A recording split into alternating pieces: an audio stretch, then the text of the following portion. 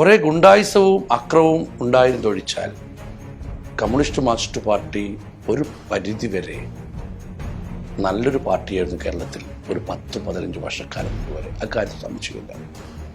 പക്ഷെ ഇന്ന് കേരളത്തിൽ എന്നല്ല, ഒരുപക്ഷെ ലോകത്തിൽ ഇങ്ങനെ അപജയം സംഭവിച്ചൊരു പാർട്ടി ഉണ്ടാവില്ല.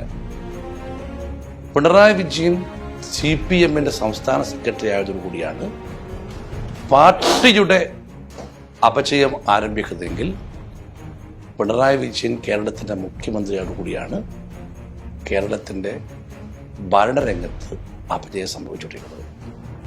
ഇപ്പോൾ നമ്മൾ ആലോചിക്കണം, കേരളത്തിൽ EM ശങ്കരൻ നമ്പൂതിരിപ്പാടും EK നായനാരും VS അച്യുതാനന്ദനും ഒക്കെ കേരളത്തിൻ്റെ മുഖ്യമന്ത്രിമാരായിട്ടുണ്ട്. കോൺഗ്രസിൻ്റെ കുറേ പ്രഗത്ഭന്മാർ, ലീഡർ AK ആന്റണി, ഉമ്മൻചാണ്ടി കിട്ടുന്നുണ്ട്. ഏതെങ്കിലും ഒരു കാലഘട്ടത്തിൽ ഇത്രയ്ക്ക് നാണക്കേടുണ്ടാക്കുന്ന പ്രശ്നങ്ങളുണ്ടായിട്ടുണ്ട്? കേരളത്തിൻ്റെ ചരിത്രത്തിൽ ആദ്യമായി ഒരു മുഖ്യമന്ത്രിയുടെ ഓഫീസ് നാഷണൽ ഇൻവെസ്റ്റിഗേഷൻ ഏജൻസിയുടെ നിരീക്ഷണത്തിലാണ്.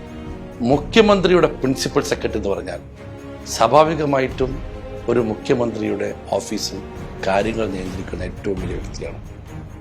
അദ്ദേഹത്തെ NIA ചോദ്യം ചെയ്തു, എൻഫോഴ്സ്മെന്റ് ഡയറക്ടർ ചോദ്യം ചെയ്തു. ഇപ്പം അദ്ദേഹം സസ്പെൻഷനിലാണ്. അതിൻ്റെ അർത്ഥം എന്താ? കഴിഞ്ഞ കുറേ വർഷങ്ങളായി അദ്ദേഹം നടത്തിയ ഭരണപരമായ കാര്യങ്ങളിൽ വൈകല്യം മാത്രമല്ല, അപകടകരമായ പല പ്രവണതകളും നിറഞ്ഞു നിന്നിരുന്നതാണ്.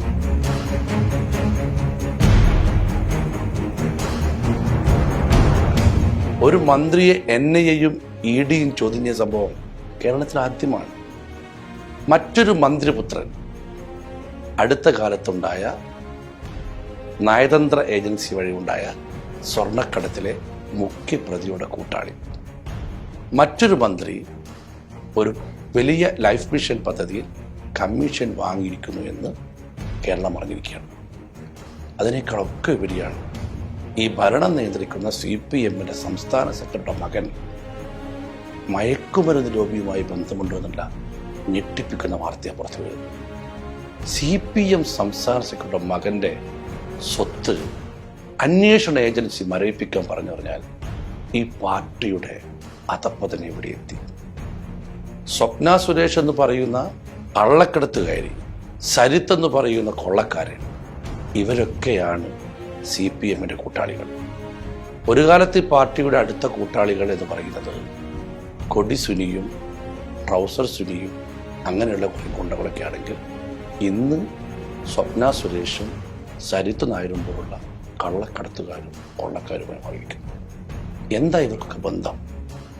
മുഖ്യമന്ത്രിയുടെ ഓഫീസിൽ ഈ സ്വപ്ന എന്നുള്ള സ്ത്രീക്ക് എന്താ സ്വാധീനം? മുഖ്യമന്ത്രിയുടെ വകുപ്പിന് കീഴിലുള്ള സ്പേസ് പാർക്കിൽ വിദ്യാഭ്യാസ യോഗ്യതയില്ലാത്ത സ്വപ്നയെ വലിയ ശമ്പളം കൊടുത്ത് നിയമിക്കുമ്പോൾ മുഖ്യമന്ത്രിക്ക് അറിയില്ലെന്ന് പറയാൻ പറ്റും. അറിയില്ലെങ്കിൽ മുഖ്യമന്ത്രിയെ ജോലിക്ക് പറ്റുമോ? കേരളത്തിലെ മുഖ്യമന്ത്രി പദത്തിൻ്റെ പ്രൗഢിയെ ഈ പിണറായി വിജയൻ എന്ന് പറയുന്ന വ്യക്തി തകർത്ത് തരിപ്പണമാക്കിയിരിക്കുന്നു. നമ്മളൊക്കെ ഏറ്റവും കൂടുതൽ അത്ഭുതപ്പെടുത്തിയത് കമ്മ്യൂണിസ്റ്റ് പാർട്ടിയുടെ സംസ്ഥാന സെക്രട്ടറിയാണ് കോടിയേരി ബാലകൃഷ്ണൻ.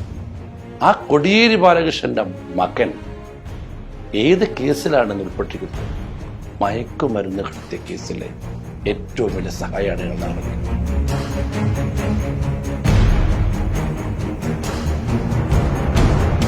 കഴിഞ്ഞ 5 വർഷക്കാലത്തിടയ്ക്ക് കേരളത്തിലെ പോലീസ് സ്റ്റേഷനിൽ രജിസ്റ്റർ ചെയ്യപ്പെട്ട സാമ്പത്തിക തട്ടിപ്പുമായി ബന്ധപ്പെട്ടോ ഭൂമി കച്ചവടം ബന്ധപ്പെട്ട കേസിൽ ഒന്നുകിൽ വാദി അല്ലെങ്കിൽ പ്രതി ഭൂരിഭാഗം കേസിലും മാർക്സിസ്റ്റ് പാർട്ടിയാണ്.